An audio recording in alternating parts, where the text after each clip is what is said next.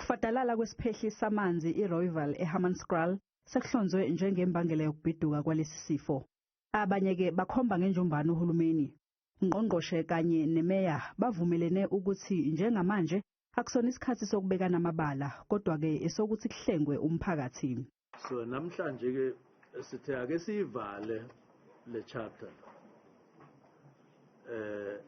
yokungezwani nokungabambisane nokungaxazulula inkinga khulunywe nje xatshano nje kungabanjiswana nje kodwa kungaxazulula inkinga abantu lapha ngaphandle bebe nenkinga kuzokufike la befa khona.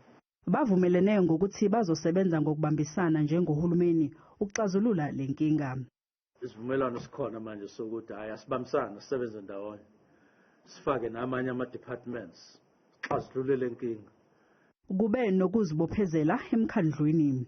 By agreeing to this, by making this preliminary agreement, we convey to National Treasury as well as to other potential assistants that this relationship is not holding back the solution.